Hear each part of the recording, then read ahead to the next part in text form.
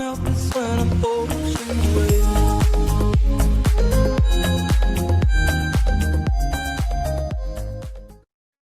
Today on UVA Legends podcast, I have Lo Davis, the executive director of Cavalier Futures, a guy I used to play pickup basketball with back in about 30 years ago. A great basketball player too. Thanks for joining me, Lo. No, glad to be here. Thanks for having me, Julian. Yeah. Well, we're talking NIL, name, image, and likeness, and collectives, vehicles that colleges, universities are using to manage this process. I was thinking that Eric Dickerson back in the mid '70s, he was getting ready to sign with either Texas or Oklahoma, and Right. he was a Texas boy, and SMU was a no one back then. All of a sudden, That's right. his mama ends up with a Cadillac in front of her house, and the next day, Eric Dickerson signs with SMU. The rest is history. He's never Yep. admitted to taking that Cadillac or anything, but somehow he had that Cadillac and he went to SMU. So, I was thinking about that Cadillac, and, nowadays, and you and I aren't practicing attorneys, we're not giving legal advice here, but nowadays, as long as a university is not involved in giving that Cadillac, and as long as that Cadillac is given with name, image, and likeness, so I guess they're requiring some appearances or some autographs, there's nothing wrong with what they did in today's world. Is that true? As I say now, the bag's on top of the table, right?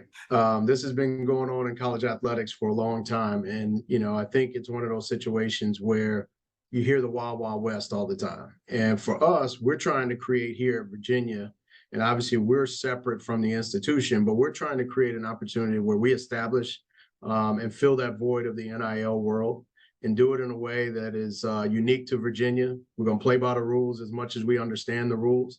And so that when this thing settles out in a year, 2, 3 years from now, we can feel good about how we conducted business, and the university can say the same thing. Yeah, so I want to get to exactly how UVA is doing it, because I'm, UVA is first class, and so are you. So I know it's going to be great. But let's just make sure that did I have NIL pretty much defined correctly? Is that what we're talking about here? And also, can you define what a collective is for folks who may not know that terminology? Yeah, so NIL is absolutely right. And just to go back, July 1st of 2021, the NCAA passed legislation that would allow student athletes now to monetize their name, image, and likeness and create revenue opportunities for themselves. So people started to think about, how are we going to position ourselves in the world of filling the space? I know the SEC and the Big Ten, they probably have been thinking about this for 2 years now. Well, the University of Virginia was trying to figure out exactly what it was going to look like when it rolled out. And so not that we were behind, I think it was one of those situations where we just took more of a wait and see approach. And so when this did happen, we started seeing the Texas A&Ms and the Oklahomas and Texas really starting to get out there. And there is a gray area and a line that people have towed up to. And I am sure that there are some that have crossed over. But for us, man, creating a vehicle, and we do use the word collective, and I say this with us at Cavalier Futures, collective is more of an identifier versus who we are. Because I think about collective and how collectives are used across the country. It's how much money can we funnel in and then try to create ways to get that to student athletes. For us, we instead of creating a true collective, we've created a marketplace. And our goal is to get as many student athletes into that marketplace along with corporate and individual partners and create an exchange of goods and services for, revenue opportunities. Along the way, building the brand of the student athletes so that not only do they benefit while they're here in Virginia, but they can also benefit after they're done with school. Yeah. So we'll get back to all that, but let's talk about you a little bit. I know you were a college baseball player. You walked on at UVA, and also you played JV basketball. And I know you're pals with Herman and a lot of the football players as well. You're from Lynchburg, is that right? Grew up in Lynchburg, for sure. Okay, where'd you go to high school? So I went to Jefferson Forest High School, which is made famous by Anthony Poindexter. So Jefferson Forest is that in Bedford, or is that Lynchburg? It's in Bedford County. Yeah, my father's from Bedford. I didn't know you were a Bedford guy. How about that? Small world, 6 degrees of separation, right? Yeah, exactly. So I know you got injured in high school, so you ended up focusing on baseball in college, and of course basketball. After college, you did some marketing in the Charlotte area. Then you ended up going with Herman, or did I get the order mixed up? Did you go Herman first and then back to Charlottesville? So I stayed in Charlottesville for a couple of years after I graduated from UVA, and then I got a call from Herman Moore, which I'm sure people on this podcast know who Herman is. And we were best friends growing up in college, and obviously Herman was a phenomenal football player, but he was an even better person. And so he reached out to me. I'd already started my career here in Charlottesville, and he said, "Hey, come to Michigan. We'll figure it out." And I said, "Well, dude, I'm not coming to be a bodyguard. So it's got to be mutually beneficial for us and something that we can grow." So we actually organically created his marketing company called Catch 84 Inc. And 84 was the number that he had with the Lions. And when I got there, Herman was just in the beginning stages of developing who he was on the field and off the field. And so we took advantage of that. And the first thing we did was we came back to Charlottesville and we did a charity event for the Children's Medical Center. And from that point on, Herman became a 4-time All-Pro, and there was a lot of demand. And so I went from being this 24-year-old trying to figure out my way to sitting in the boardroom of Reebok, presenting the Reebok. So it was a great opportunity for us. And obviously my association with him was phenomenal. Yeah. Well, then you ended up coming back to Charlottesville, and you got into an area which is going to be very helpful with what you're doing now. You went with VAF, Virginia Athletic Foundation, I believe. And you were a fundraiser for many years to great success. So how did you enjoy that, and how did you get started with VAF? Yeah. So when I immediately came back to Charlottesville, Herman's career was winding down, and I knew I didn't have an NFL contract. So I figured I had to continue to earn an income. And I had gotten attached with a good friend of mine back in Michigan by the name of Reggie Ball, who worked with True Value, and they did some business with maintenance, operational, and supplies. And so I said, "Hey, I can do that." And UVA buys all of that stuff. And so I came back here and actually started what they call an MRO business. And I sold supplies not only to the state of Virginia, but also to the federal government.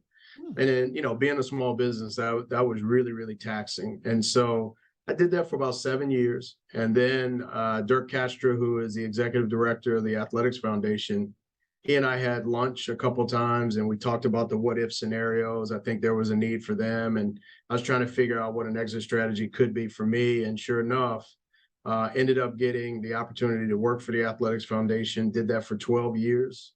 Enjoyed it a ton. Had a lot of contact with student athletes, but it was mainly working with the program, working with donors, raising money to benefit those student athletes. But I tell you what, Julian, I rolled a dice in March and coming over to do this with Cavalier Futures, and man, it's been rewarding because now I'm working directly with those young folks, and they are incredible. Well, when did you first start hearing the term NIL? When did it first come on your horizon? Yeah, so it's been floating out there for quite a long time. I think Ed O'Bannon, who played at UCLA, kind of started the whole compensation thing for players. And then, they started to dial in on name, image, and likeness. So I think for me, it was really probably about 7-8 months before it actually got passed that I started to pay a little bit more attention to it. And really what ended up happening was Carla and the University of Virginia hired an organization called Altius Sports. And Altius is the education partner for institutions when it comes to name, image, and likeness. And so I sat on a call with them one day with some donors, and they really talked about the impact of NIL on college athletics, not only on the national landscape, but here at UVA. And I've said all along, and it's absolutely no disrespect to any of the Ivy League schools, but if Virginia did not fill that void, especially with your basketball programs and your football program, your recruiting is going to drop down to a D2 and Ivy League school level. And we're too great of a sports institution to do that. Right. So when you decided you're going to get involved with Cavalier Futures and you're the executive director, did you come over and help build an infrastructure at the beginning, or did you come in? Did they name you after it was being built? Yeah. So three legends within themselves. So Doug Dunkel, Matt Link, and Ron Carey, all individuals I knew from way back. Doug and Matt were in school with us at UVA, played football, and Ron has been incredible as well. And so they were on that call, And when they got off the call, while no one on that call within the administration or Altia said you have to do this or form a collective, they said, you know what, we've got to do this before somebody else comes in and creates the Wild Wild West here in Virginia. And those are three men of integrity, three really, really super business men. And so they started the process of getting the corporate structure set up in January of 2022. And then it was probably middle of February that Doug reached out to me and said, hey, with your equity with the coaches, the administration, and student athletes, we think you would be ideal for this. And they said, it's yours to turn down. And so quite honestly, Julian, I went from being really scared to nervous to anxiously excited. And, you know, I got to get past my wife and family too, right? So it's one of those situations where I didn't automatically jump at it, but because of the players involved who started this, I knew it was the right time for me to take the chance, and I haven't looked back since. Yeah, well, it's interesting because, I mean, guys like you, I mean, you're a young guy, but, you know, you go on Facebook and exactly. Our friends are beginning to retire and stuff. I'm just like, retire? You know, I got young kids. And then here you are, you're one of the most exciting industries in sports, but also in corporate America. This is what people are talking about now. This is like a job you dream about, or at least a challenge you dream about. But when I think about the job, when you're fundraising for VAF, every college fundraises. Everyone probably does it about the same. Now you're getting into a space where there is no recipe to how to do this. We don't even know what anyone else is doing. There's no best practices for how you do this. We don't even, I mean, I'm sure some colleges don't even do collectives. The kids are on their own to handle this. So it must be quite a challenge to build something that's really never even been done, or industry that doesn't even really exist. So it's the blessing and the curse. It really is, because there is no blueprint for it. And so when this started in March and they asked me to do it, I'm like, okay, so what do I do? Right. And how do we do it? And one of the best things that could have ever happened to Cavalier Futures and to myself is when I hired Maddie Walsh, who's our director of marketing and student athlete engagement. And Maddie is really been a catalyst in connecting with student athletes.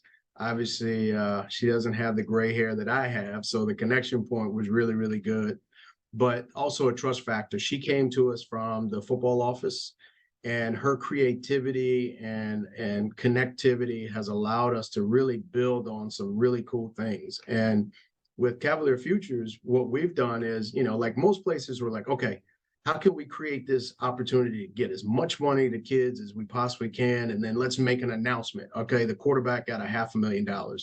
We take the opposite. So what I've done is I've met with the administration. I've met with probably 10 to 12 of our coaches just to talk about our approach to NIL. And so our goal is, let's work with the student athletes that are here already and create opportunities that now when recruits are coming in and they're talking to recruits can say, what's the NIL landscape like in Virginia? So now Tony Bennett doesn't run the risk of an inducement, but Reese Beekman can certainly talk to that recruit and say, yeah, I've got some great deals, great partners. And then it's up to him as to whether or not he wants to disclose what that is. And so for us, let's create some historical references so that we can put that out there. And I think so far it's worked extremely well. And we're excited about, we're just scratching the surface. We really are. Well, you mentioned lack of a blueprint, and you also mentioned the Wild Wild West. Who at this point regulates NIL? I believe it's a combination of state law and also the NCAA. Is that correct? Yeah, that's absolutely correct. And so, you know, that's one thing that we have been very, very intentional about with Carla Williams and how she approaches NIL and how she wants to manage it. So we're considered a booster. And so it's one of those situations where the university is still operating under the rules of the NCAA versus the state legislation that was passed a few months back that gives the institution a little bit more leeway in terms of how they manage NIL. Carla has chosen not to do so. And so while I had a 4-year working relationship with her, I've had to have an arm's length relationship with her in our department, just so that we play by the same rules that she plays by. Now, the goal is that once my light is sensitive here.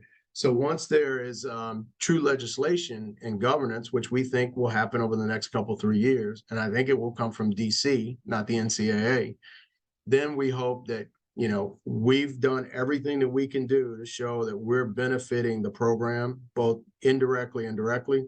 And Carla Williams can come out and publicly endorse us and send folks our way so that we can continue to build on this thing. But right now, we just have an arm's length. We do work with them from a compliance standpoint to make sure that we're doing all the contracts and keeping them abreast of what the student athletes are doing with us. Well, is it possible that other colleges have different rules because they might have different state rules? Like, for example, maybe Ole Miss, the rules are different than they are for UVA, so they can do different things. Is that what? So yeah, no, you're spot on. And so I'll give you a prime example. I talked to someone who runs a collective in Texas, and literally he said to me, the SEC is weaponizing NIL, and so he was feeling pressure running that collective, hearing from coaches to say, you got to get us more money. And so we don't operate that way. And I know South Carolina just created a situation where they're bringing their own marketing in-house in South Carolina. And you and I both know Dawn Staley. And I immediately texted Dawn and I said, I hope this benefits you just as much as it does football, right?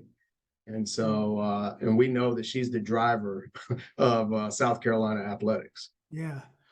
Well, so the way it is now, and we touched on this earlier, there's no pay for play. So Right. You just can't give an athlete money. There is a deliverable. So like they have to do some kind of appearances and they have to or sign autographs or something. And the university is not involved. Is that really the two major rules right now we're operating on? Yeah, absolutely. And I think for us, what we have done is we want to also put the guardrails on what those opportunities are. So we act in a twofold capacity. Number one, we do go out and act as a marketing agency. So we're creating and working with local businesses now to create some marketing and endorsement opportunities for our student athletes. Our first deal out of the gates was with a local McDonald's operator who signed Brennan Armstrong right out of the gate. And then we just did Becca Jarrett, who's one of our phenomenal soccer players. And we've got one other student athlete that will be under the McDonald's umbrella coming soon. But we also hosted, we joined the Chamber of Commerce. We hosted a career networking night at the Chamber. And we had over 20 businesses from the Charlottesville community and 20 student athletes show up. And we were able to educate them that you can use student athletes now. So that's one area, acting on the marketing agency side. But the second piece of it is if we have donors that are interested or want to invest in programs and student athletes, it's up to us to create that, fair market value quid pro quo, if you will. So I use this as an example. You can't have Joey Smith, the quarterback of the football team, make $50,000 for going to donor X's daughter's birthday party. That, even though the market says that, hey, that's what it will bear, we don't think that that's a good thing, because the last thing we want to do is raise a red flag for that student athlete and the program. So yeah, okay, part of your deal to get $50,000 will be 3 appearances, 4 signings, and something else that will make sense and match up. Not all collectives are doing that. They're just trying to find a one and done and let's give the kid 6 figures. We're not playing that game. And they could run into trouble with the NCAA by doing that, right? Because doesn't there have to be a consideration, a list of deliverables for the athlete? So there is a list of deliverables for the athlete, but here's where it comes in, Julia, is that right now there's no market value, right? So what do you do? How do you know what the quarterback is valued at? And you really don't know that. So Oliver Luck, who used to be the AD at West Virginia, he started the Country Roads Trust at West Virginia. And we have actually been in a lot of contact with Oliver, just sharing information. And so he just recently started a nonprofit where he's working with a group out at Arizona State University, where they're now starting to collect data on NIL deals for student athletes. And that's going to be beneficial for us as a collective. It's going to be beneficial for the governing body, and it's going to be beneficial for the administration at these colleges, because at that point, you can say an All-American quarterback who is a 4th year is valued at X, or these deals are worth X. Right now, it's whatever the market will bear. And some of it doesn't smell right, if you will, but there's nobody there to enforce it. Yeah, well, I went on your website, the Cavalier Futures website, and it's very easy to navigate in terms of if you want to donate and get involved. But one, like we talked about the McDonald's opportunity, could McDonald's have said, "Look, we really like soccer. We love women's soccer." Could they have given like a certain amount of money to the whole team, and then the team had a certain amount of deliverables to do, or do they have to designate? Do they have to designate the athlete, or can they give the money to the collective and they create the deliverable? Yeah, so we're creating the deliverable, and we're doing that a lot. Actually, we're working with the men's basketball program right now. And so we had someone that said, "Hey, I want to be able to help men's basketball in this space." Well, the only way that we can do that is to create content or community service or whatever it may be, so that there would be a value add for them to receive this money. So for example, this past weekend, we had a community service day with the entire men's basketball team. And so they were at the Ronald McDonald House of Charlottesville, and they spent 2 hours there doing various things. We've also had where they go out and create original content for our subscription services. So we have a program called Cav Club, and that's one of our self-funding mechanisms that will allow us to, get dollars in for operational costs, but in turn, turn that back around and create events and signings for student athletes as well. And so we've been able to bring on a ton of student athletes to do some original content. We had Nick Jackson, who's our linebacker. Doug's son. Yeah, there you go. So Nick did a restaurant critique series for us for our original content. We had one, Mike Green, who cuts his teammates' hair in the locker room. Well, we got a local barbershop to donate their space, and we actually created a program called, original content called Fade. So he would bring his teammates into the barbershop and give them a haircut and just chop it up like you and I would sit around. So all of that went on our Cav Club subscription services. And so that's how we were able to create opportunities for the student athletes by building our brand as well. Yeah, so the collective could keep track of those, create those deliverables, keep track of them. Also, you guys can give legal advice. I mean, when the kids get a contract, they don't have to go out and get their own lawyers. You guys can provide that legal advice too. Is that correct?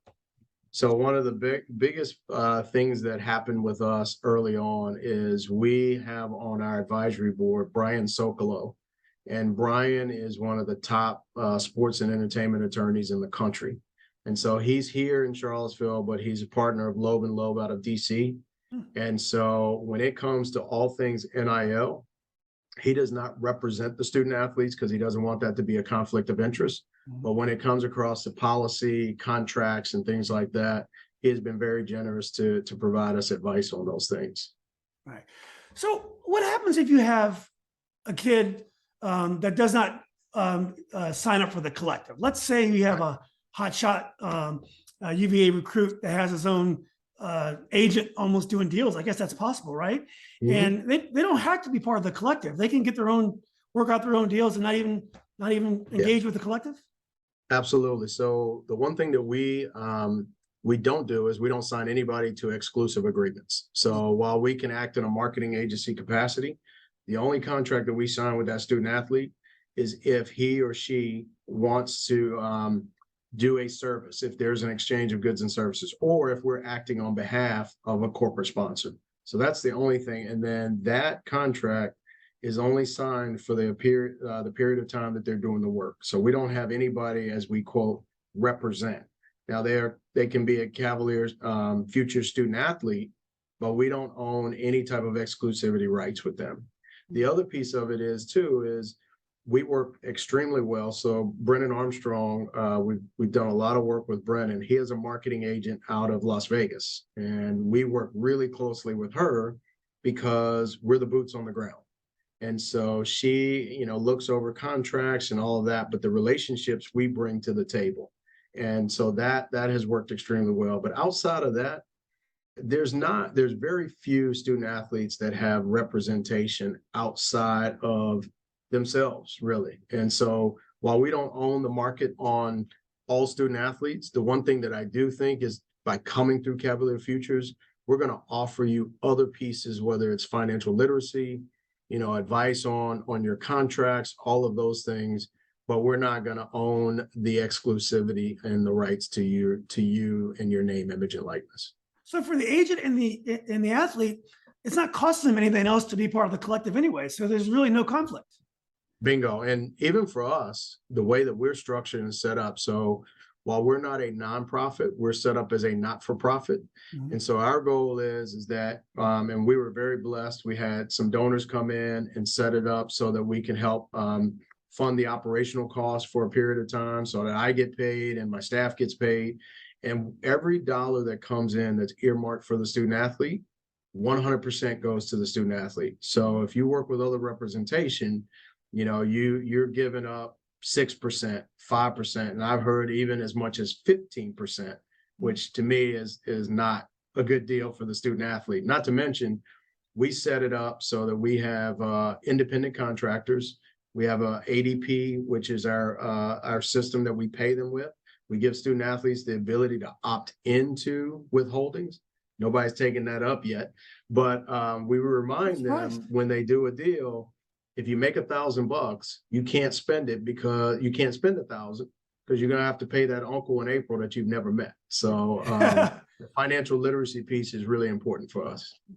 Well, the athletes who aren't going through a collective, or the colleges that don't have collectives yet, don't the coaches in the athletic department, aren't they, isn't it risky for them to not be in compliance? So if we're at Princeton University, or I'm not trying to say Princeton's doing anything, I'm just using a name and to say they don't want to do a collective, and who's keeping track of whether the athletes are fulfilling their obligations under NIL? So there's supposed to be a reporting mechanism, right? The student athlete's supposed to report all of their deals. I know UVA allows them to be their own entity, but they do have, their own set of rules and guidelines. So you can't endorse gambling, smoking, prostitution, things like that. Okay. And so beyond that, the student athlete, they're their own entity. But what they are obligated to do is anytime they get a deal or a contract, they have to load it up on the university system, which is called, I think they work with Influencer. So for us, what we do is we keep copies of all of our contracts. And so if the student athlete does not report that, all we do is we get something from compliance and we can shoot over the contract right away. And so we want to make sure that we, or if anybody audited us down the road, we have everything right there. Well, what about different sports? Now, obviously, you mentioned our quarterback and our soccer team, and they're obviously going to be targets for NIL sponsorship. Do you foresee this helping all the sports, all like the non-revenue sports, to help us create competition and to help those athletes? Because I listened to your interview with Jerry Ratcliffe, a good one.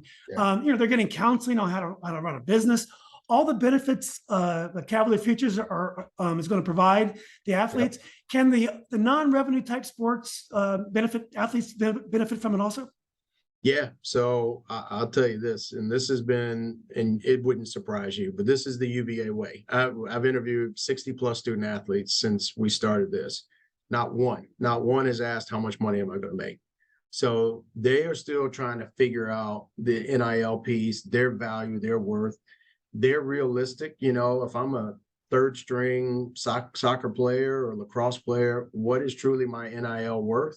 And so what we want to be transparent with them. And that's the thing. And that's another value is, hey, somebody that did this 30 plus years ago, let me just be realistic about what the opportunities are. And with Cavalier Futures, which I think makes us unique to any other collective in the country, is not only we can take care of that top 1%, but we're going to have opportunities to make the right connections with that other 99%. And so starting this fall, going through 2023, whether it's career fairs, we're actually going to be sponsoring a career fair for the football program in December. And I'm really, really excited about that.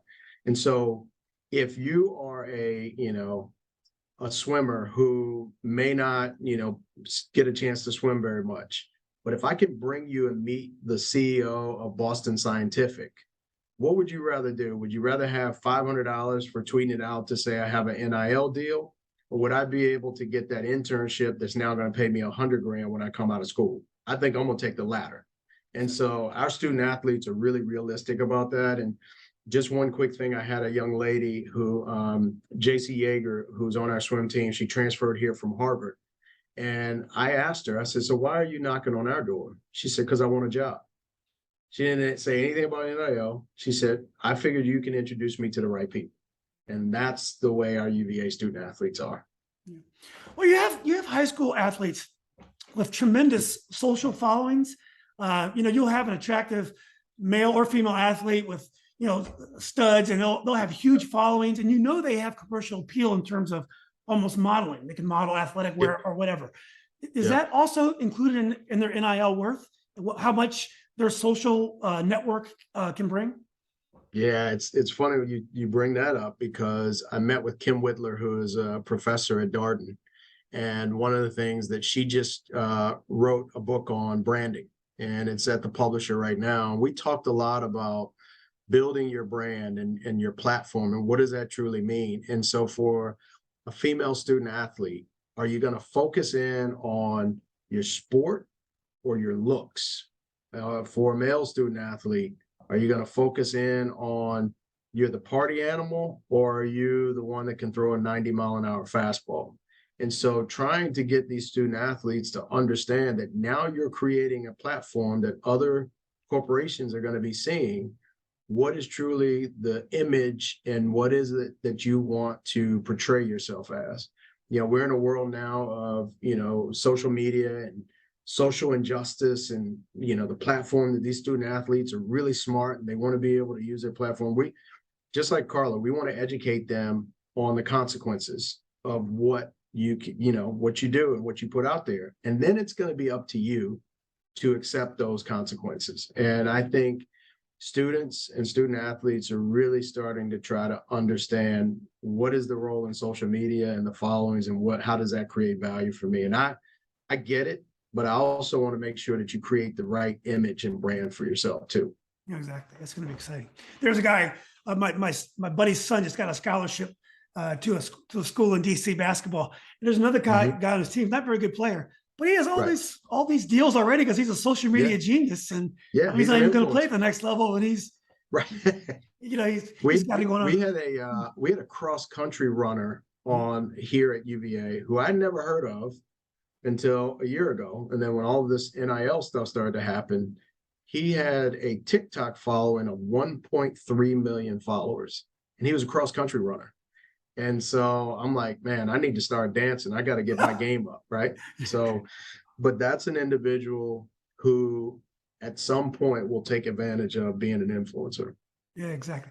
Well, I did a interview with Ray Roberts. I don't know if you saw it or not. But I know you know Ray. I know Ray well. Yeah. So Ray, for folks who don't know, Ray was an NFL player for many years with Seattle, offensive left tackle for the Who's. Very, very, poor kid growing up. And when he came to UVA, Jason Wallace and his family kind of took him under their wings, helped him out, helped him buy the right clothes, because, Ray's a big dude, and just really made his experience that much better. And then, Ray took it from there. He's an incredible athlete, incredible person. Yes. What do you foresee? What could you foresee happening to a Ray Roberts in the future? Because of NIL, the power that Cavalier Futures and these athletes will have, how do you foresee Ray's arc being different in the future?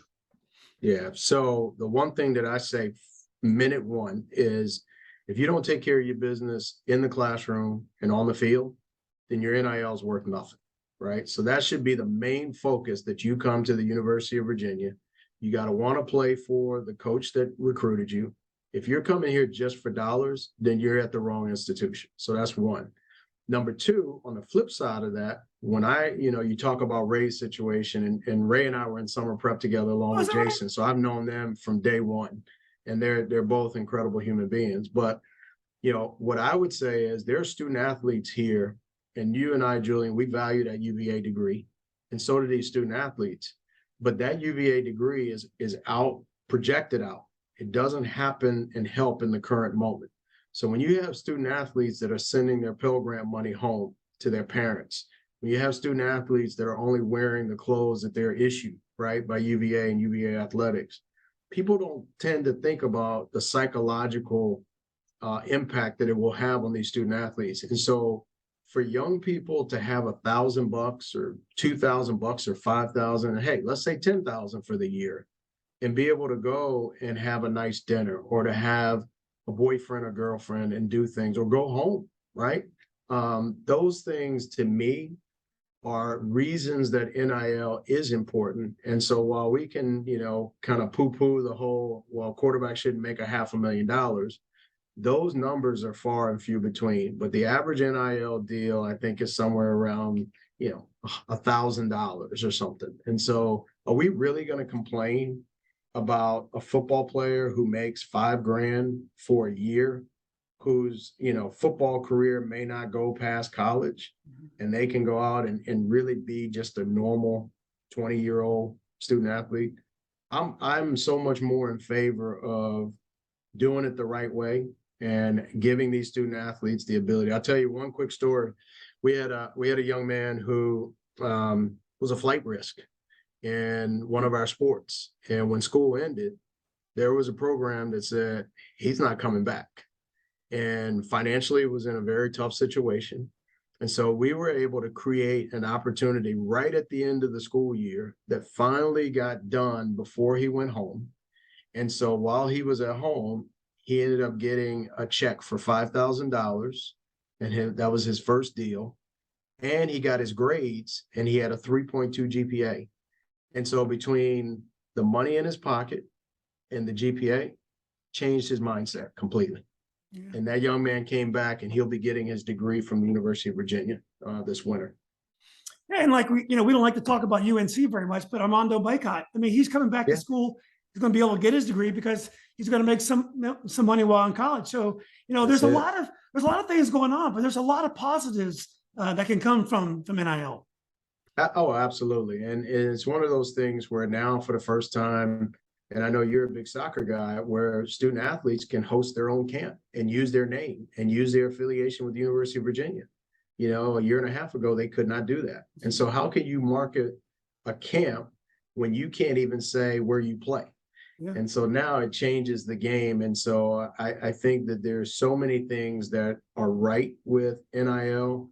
There's always going to be things that are in the dark that we don't like, but it's been there anyway, Julie. It's absolutely been there anyway.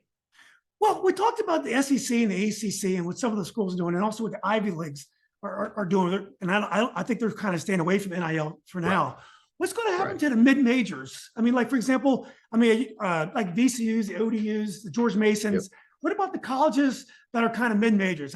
What are they doing with NIL? Yeah, so as a matter of fact, I actually just met with some folks at the University of Richmond and just talked to them about the programming and everything. And so and Marshall is another one. I met with them as well. And it's one of those things where it's at the forefront. But I think they're going to continue to need it, but they're not going to use it as a tool for recruiting against Virginia or recruiting against, Alabama. They're going to have to recruit within their own conference. And if they don't have NIL, then they're going to suffer within their own conference. So I don't think on the national scale, it's going to ruin programs and just drop them off the map. But I think within their own conference, if they don't have competing interests, then I think that's where they're going to struggle. And even in talking with the folks at Richmond, they're like, we like your concept because it matches our ideals and standards. But we know if it comes down to recruiting a kid that's looking at Virginia and Richmond, we're not in the same ballpark technically. But if we're looking at Richmond and VCU, then we've got a shot at it. And so every institution, not even institution, every collective associated with an institution or a program, they have to build something that matches up with what fits them. But if you don't have it, NIL is not going away. Even once they get some governance, it's not going away. So I think these mid-majors, they just got to be creative in terms of what I call acquisition and retention. And it's probably more retention and keeping the student athletes that are already there in the program than the acquisition or the recruiting side of things. Well, let's talk a little bit about fundraising. You talked about Doug Dunkel before, and I know he's been involved with the football team for a while. And I know that people could have kind of like their pet projects within the athletic department that they support, which is great. Our buddy Trevor Freeland, he loves the swim team because he swam. And I know there's lacrosse guys and been involved as well. But like, for example, me, I've always given to the law school. It's not that I felt the law school was any more important than the undergrad, but it's just, that was my last experience there. And I've just focused all my giving to one place. I figured it's all in the UVA family. So what difference does it make? Right. But you've been, on the athletic fundraiser. How is it going to work the donations to these different buckets? Now you're going to have the alumni with the traditional giving. You're going to have the Virginia Athletics Foundation, and that's not going anywhere. Nothing has changed with that, I assume. And now you have the Cavalier Futures NIL. So how do you foresee it working in terms of the donation in the different buckets? So when I left, I talked with both Dirk Katstra at VAF as well as Carla Williams, and I said, we will not go out and donor hunt, right? And even if we naturally have some donors that come to us and say, how can we help? We want to make sure that we're the and piece, not the or. And so all of these things work together. And I think when you look at where the priorities lie, NIL is midway down the list for Carla Williams and her department, and rightfully so, right? She's got to fund scholarships. She's got to build buildings. She's got to make sure we have the right coaches in place. And so for us, what we've always tried to do is we haven't really gone out seeking donors, but for the ones that have come to us, we look at their businesses. Are there opportunities to partner with your businesses? And then if they say, well, I want to do something individually, then we make sure, hey, don't take away from what you're doing there because they need you as much as we need you. And so, there's naturally people who just want to be connected and work with student athletes. And that's always been the case. And now they have a vehicle to do so. But we're not out there donor hunting, trying to pull people over to our side and taking funds away from the university. Yeah. Well, this has been great. Why don't we end by let's let folks know the best way they can get involved. I assume they go to the website and they're going to email you directly if they've got money and industry to help out and they want to make our sports teams and our athletes succeed. What's the best way to get involved? Yeah, there's a couple ways, but the primary is go to cavalierfutures.com. Obviously, follow us on social media. We're on Instagram, Twitter, LinkedIn. If you have business relationships that want to partner with our student athletes and do marketing opportunities, that's there. We also have an all-inclusive, which we're really excited about, called the Cav Club, which is a subscription services. So from anywhere from $4.99 a month up to $500 a month, you get to put in and create opportunities and access for student athletes. And then the other piece of it is that we just want you to continue to support Virginia athletics. And my pitch is, and I posted on Twitter, now that I'm not an employee anymore, we as fans have our responsibilities and our obligations. And so when you talk about filling up Scott Stadium and creating that energy there and creating the momentum of Coach Elliott and Carla trying to build that program, the only way we're going to get the funding we need to continue to build on this thing is by showing support to all of our sports teams. But filling up Scott Stadium is a great way to help everybody. But Julian, I appreciate the platform, and this is all changing. It's new, it's evolving, but I think Cavalier Futures is doing it the right way. We've surrounded ourselves with some great people. I mean, anytime you can have Matt Schaub and Ralph Sampson and Kyle Guy on your board, amongst others, I think that carries a lot of cachet for Cav Futures and UVA athletics in general. Yeah, you got some great names on the board and involved and Lo, I know you're going to do a great job. Very, very happy for you, the new opportunity. And I just can't wait to see where Cavalier Futures, UVA, but also where this whole industry goes. It's going to be a very exciting few years. Awesome. Thank you very much. And maybe we can play a game of horse. I don't know if I can run up and down the court anymore, but I can give you some horse. I'm not playing you horse. You're too good a shooter at horse. We got to find a game where I can get you away from the basket, and then maybe we can play. So Let's swing. Let's play golf. That's the easy out. we'll play golf. Yeah. Or maybe even There you go. tennis. So There anyway, you Lo, go. best of luck. And, as you know, my son's down there. So maybe I'll try to drop in and see you next time I'm in town. That'd be fantastic. Thank you, Julian. Thanks for all you're doing, man. Oh, yeah. You're welcome, man. Have a good day now, Lo. All See right, ya. buddy. Bye-bye.